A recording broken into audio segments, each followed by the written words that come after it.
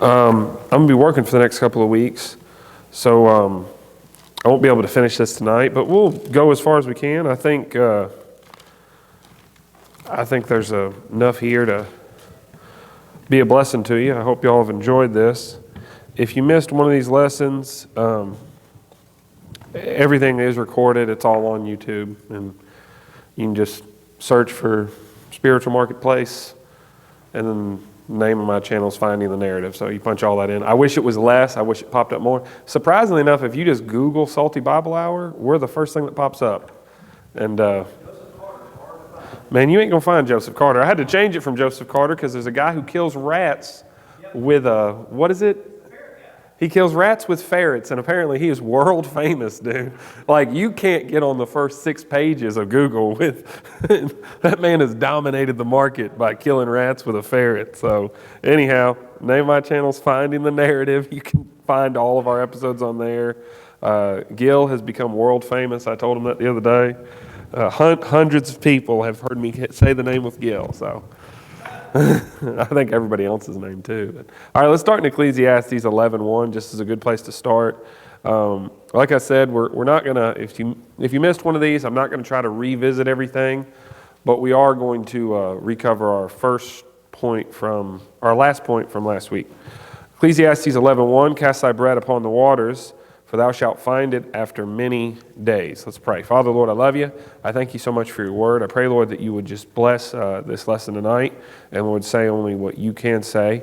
And I just ask you, Lord, that you would allow this to be a blessing. Lord, maybe open up the eyes, Lord, of everyone in here and draw them close to you. I pray in the precious name of your Son, Jesus Christ. Amen. Okay, so I'm starting with that verse for a reason.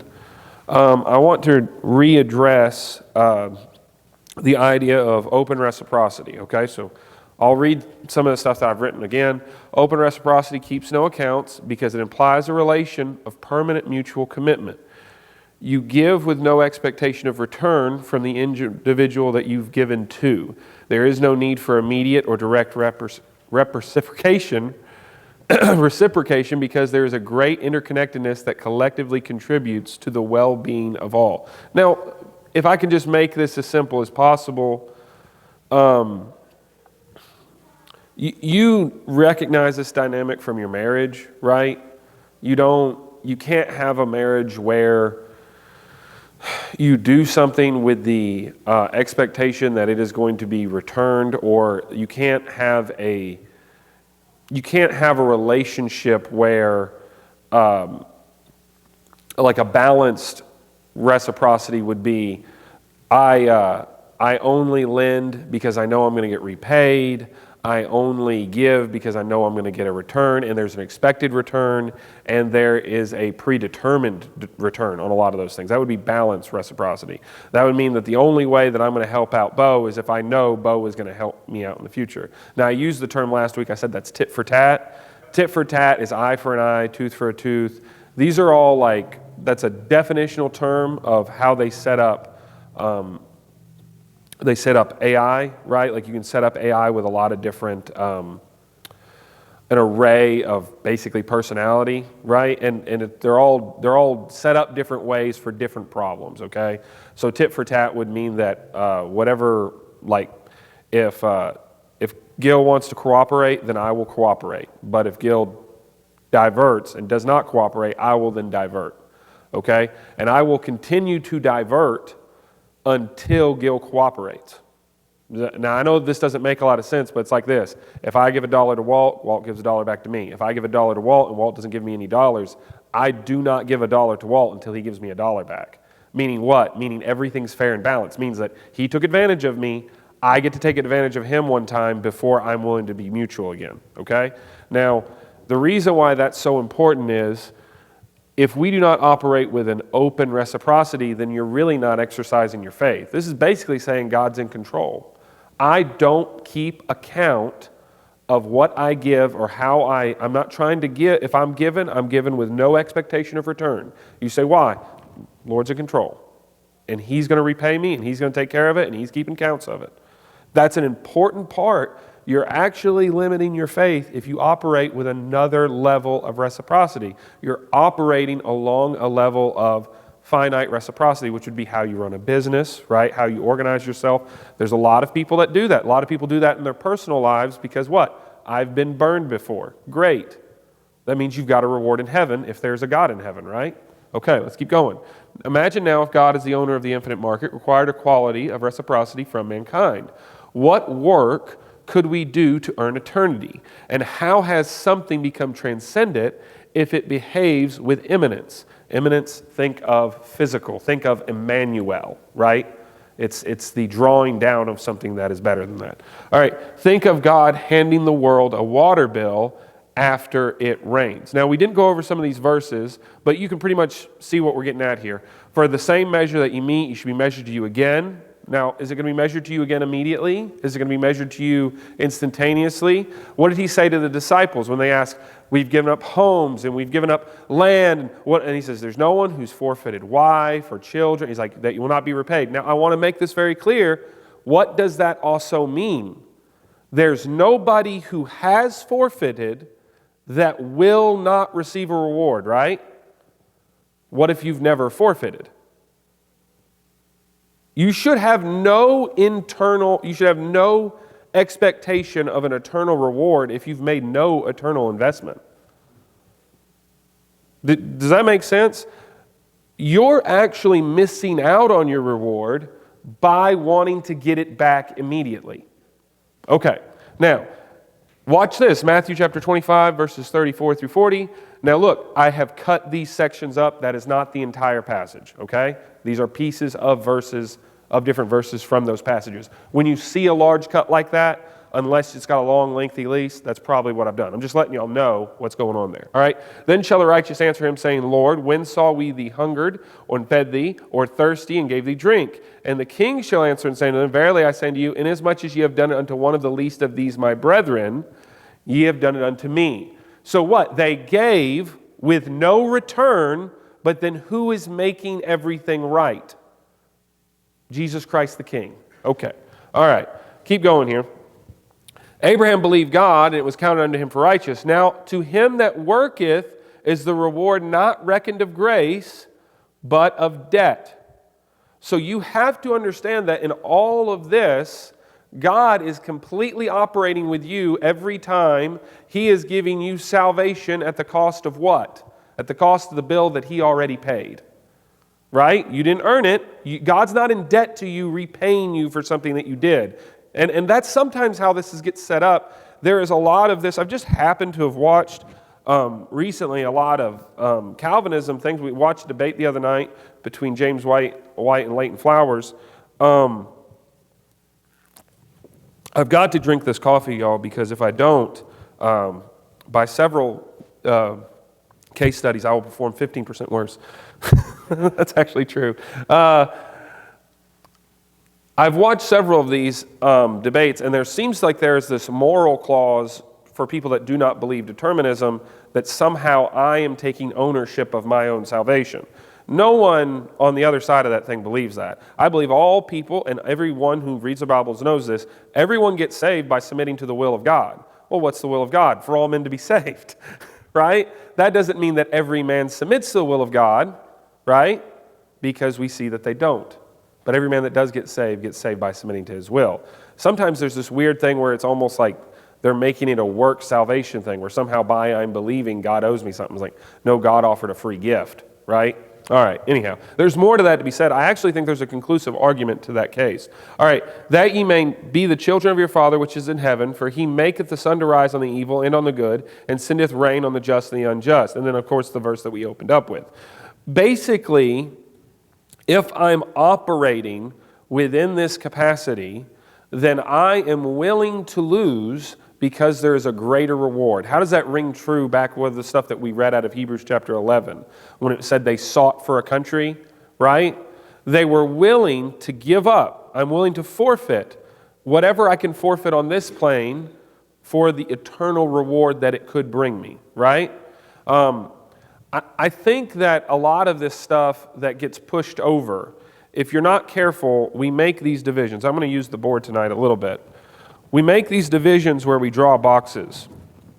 And by doing so, I guess I'll just flip it when I get it up here. by drawing too firmly of defined boxes,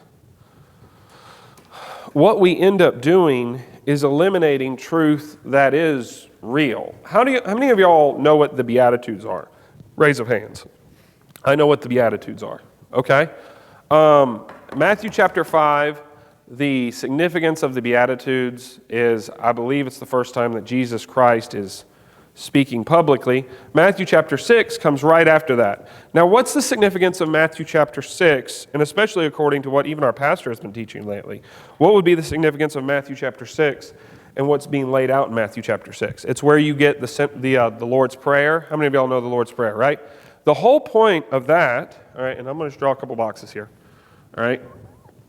So let's say that we've talked about these systems before and how we become captured by systems, and how the more that you become captured of the system, the more you operate as, the more that I operate a backhoe, the more efficient and productive I become, but the less capable I become of actually interacting with the task that I'm doing. So I can dig a hole with a backhoe by doing this, but I then can't actually dig a hole by myself by going like this, right?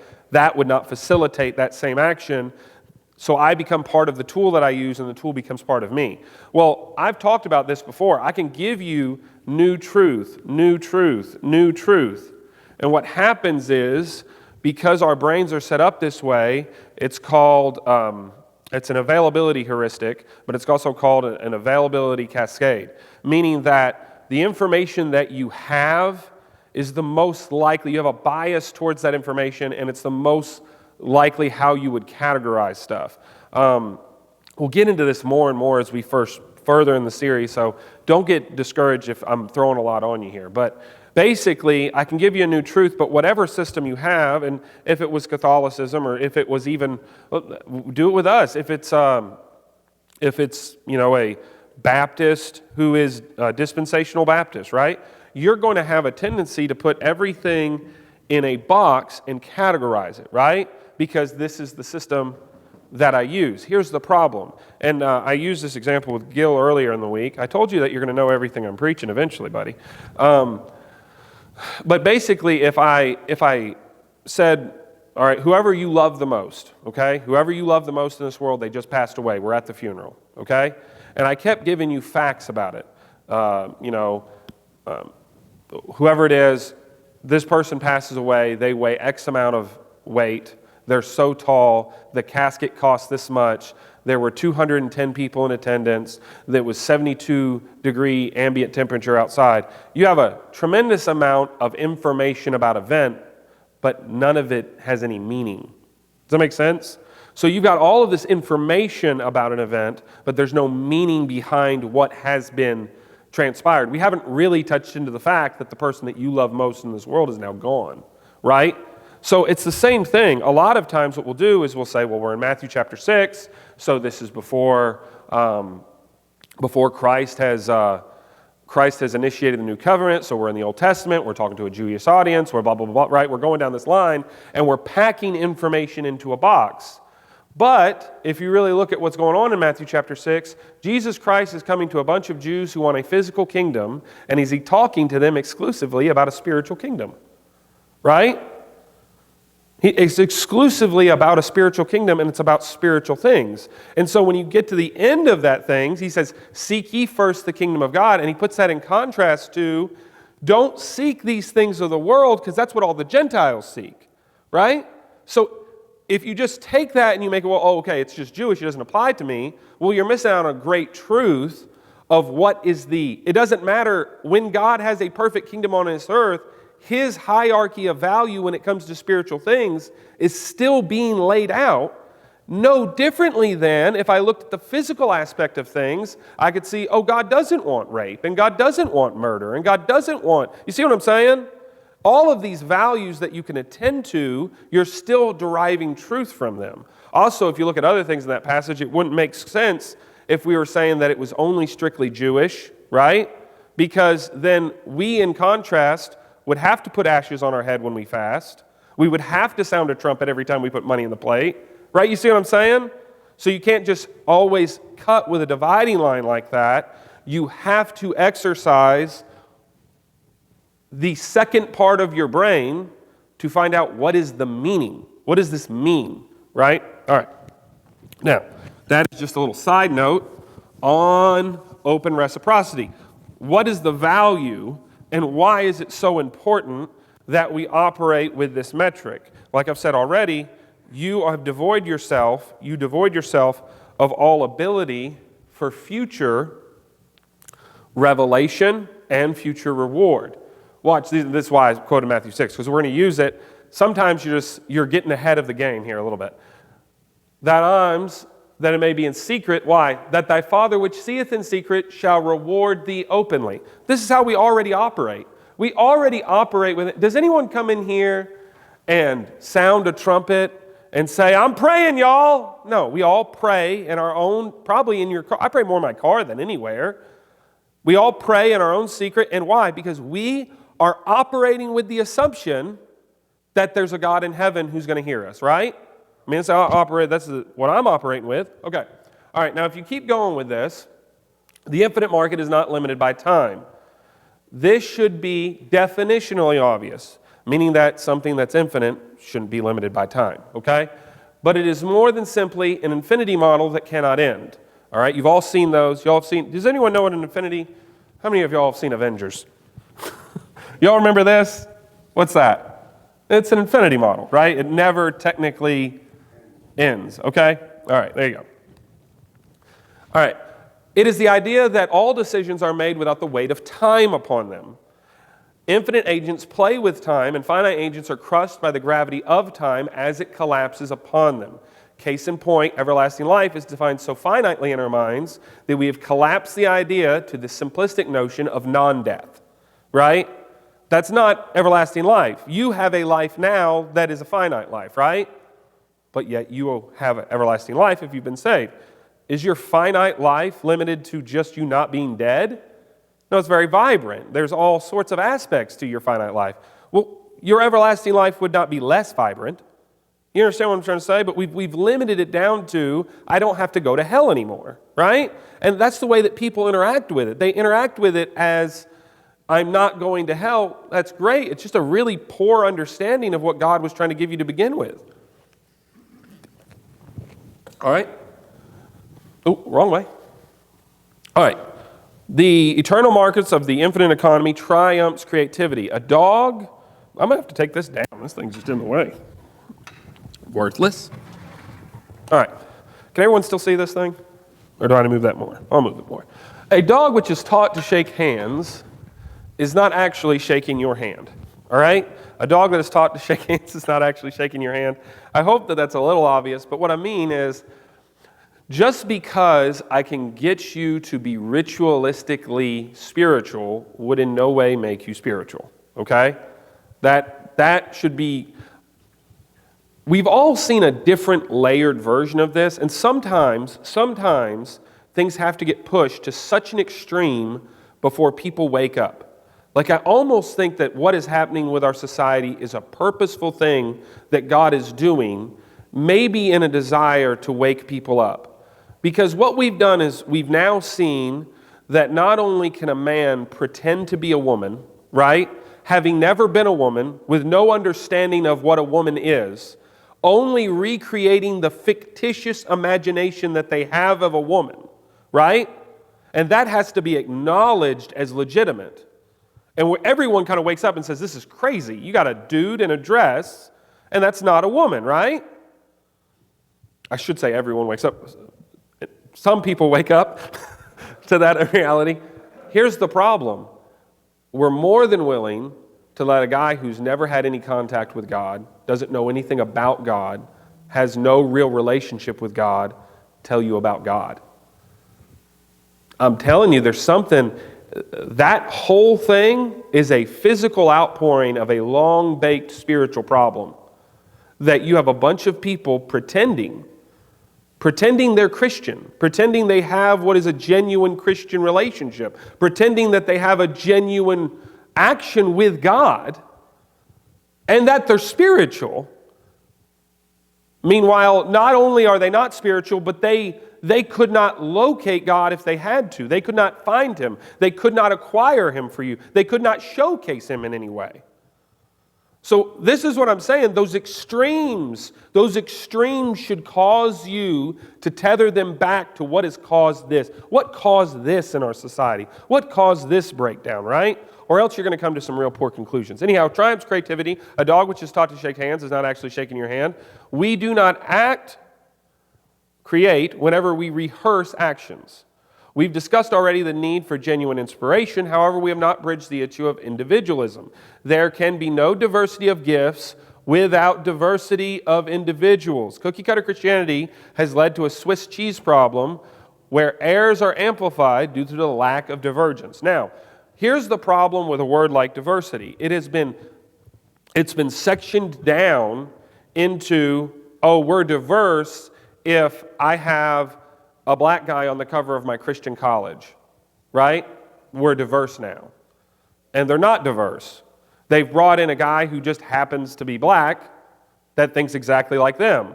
And they'll bring in a guy that happens to be Asian. And it'll be exactly like, you understand what I'm saying? There's no real diversity. They just brought in a bunch of multicolored individuals, right? And if that was all you're trying to do, just let half of them stand out in the sun and they'll be sunburnt, and then there you go. You got diversity, right? It's silly. That's not diversity. Diversity means I don't think anything like he thinks, and he doesn't think anything like I think, and he doesn't think anything like I think, and because we don't think that way, when we interact with God, we get something different. Also, we keep each other from falling that way. Let me demonstrate. Now look, these verses that are up here, obviously, but the manifestation of the Spirit, this is 1 Corinthians 12, 4 through 11, but the manifestation of the Spirit is given to every man to profit wherewithal. For one is given the Spirit by the word of wisdom, to another the word of knowledge, by the same Spirit to another faith, by the same Spirit to another gifts of healing, by the same Spirit to another working of miracles, to another prophecy, to another discerning of spirits, to another diverse kinds of tongues, to another the interpretation of tongues. But all these worketh that one and selfsame Spirit, dividing to every man severally as he will. Now, I don't know how to stress this enough. If I make you into me, then all I've done is ruin the pathway by which the Spirit would use you. But all I see in Christian colleges they're trying to rubber stamp every guy that comes in there to think the same thing. And then all of the churches, if you're going to go and interview at a church now, the first thing they're going to ask you is, do you affirm the faith and message of the 2000 faith and message, what is it? Is it Constitution? I forget what it's called. Kirby, what's that thing called? The faith and message... Statement of faith, right? That was put out by the Southern Baptist Church in the year 2000. Do you affirm this? Because if you don't affirm this, you can't even interview, right? And although I understand why they're trying to do those things, the reality is they've stifled all creativity out, and because it can't innovate, it dies.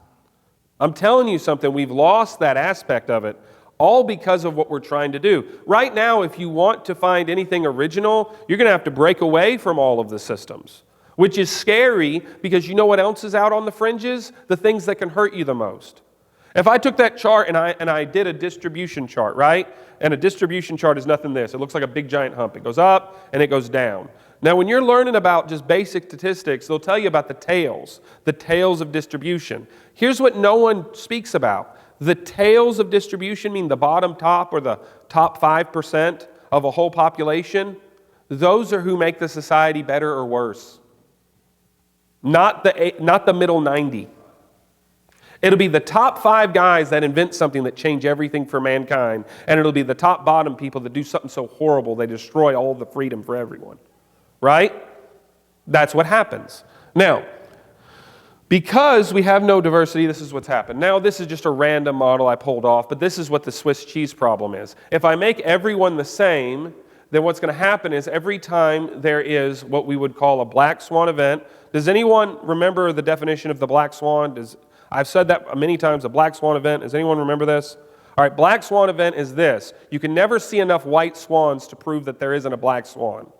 And what this is, it's used in the terminology of a market crash, like 2008 or 1928, right? Like when these big time, unescapable events happened that destroyed our country, right? What happens is people go back in time and they try to say, well, this happened for this reason or this happened for this reason. And the reality of it is everyone failed at so many points because they all had the same blindness to what was happening. And now you're going back and you're acting like, well, it was your fault, right? The bankers say it was the individual's fault. The individuals say it was the politician's fault. And we all go back round and round and round. And really the issue is we all have the same flaw. And therefore we were all fragile to the event that happened.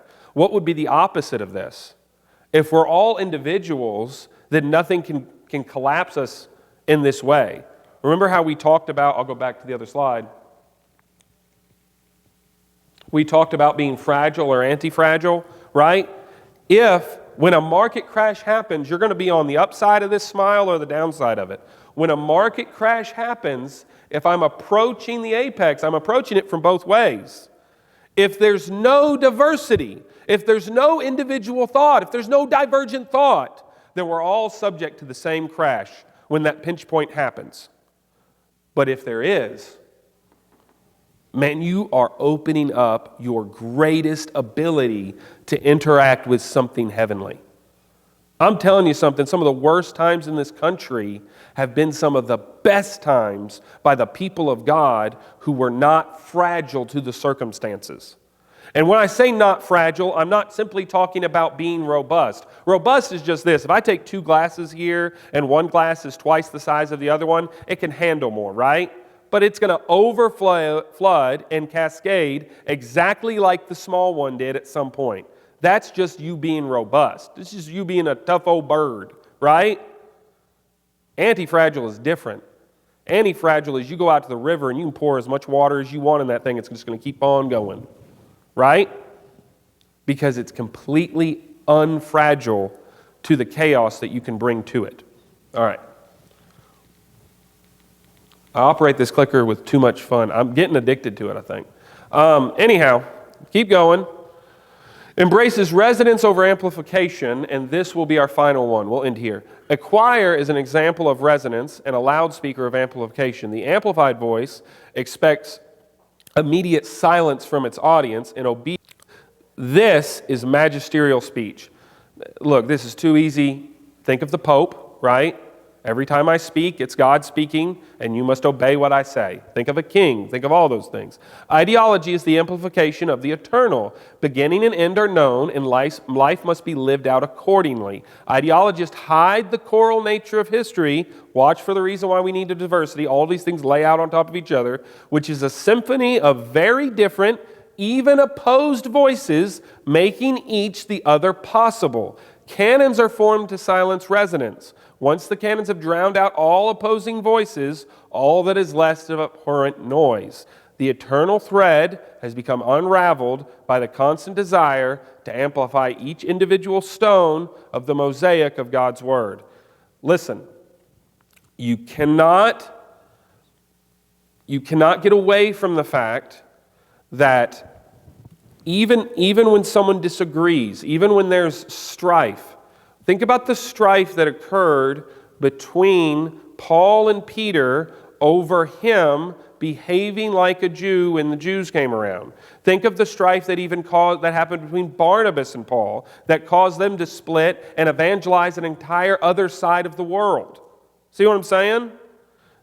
You have to have divergence even if it's in opposition. I did a whole thing up here about right and left.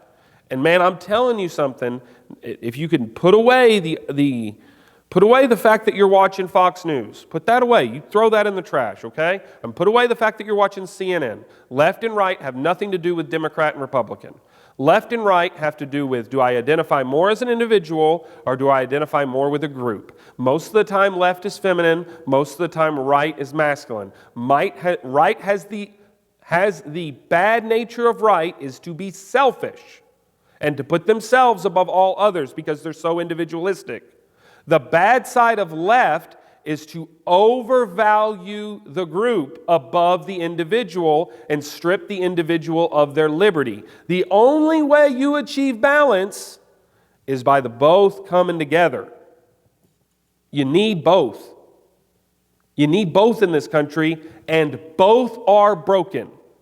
Do not sit in here and think that if I just vote right, oh, this country is going to get better. No, it's going to get worse. And if I just vote left, it's going to get worse. Yes, there needs to be some sort of mutual agreement. And you say, why? Because there was a time when this country was formed. You know what happened? The first guy with the most votes became president. What was happened to the second guy with the most votes? What happened to him? He was vice president. That's a pretty good system. Everybody gets a representative. All right, now I'm not saying that as this is the cure to America. I don't know. I'll be honest with you. If you told me, I can tell you Jesus Christ, and then I'd run out of answers about halfway through. We've printed more money in the last 2 years than we have in the last 100. Pretty bad. That's bad. We got record inflation. We got a lot of problems, and I don't know that any one person's going to solve them. Okay? It's ridiculous. My dad built a house that cost you $300,000 now for $60,000. That was in my lifetime. I remember buying a brand new F-250 for $20,000. Brand new, nice as can be. Go look at one now, $100,000. Man, you can get one with roll-up windows and plastic dash for $70,000. You know, real nice. Scratches, you know. Sounds like you're getting in and out of a chalkboard every time you open the door. Real nice. What's happened? There's been a total breakdown of checks and balances. I mean, part of that is some other issues that I'm not going to get into, but for our sake of our discussion tonight, we need this in our church as well. Don't silence the voices that oppose you. Understand their criticism.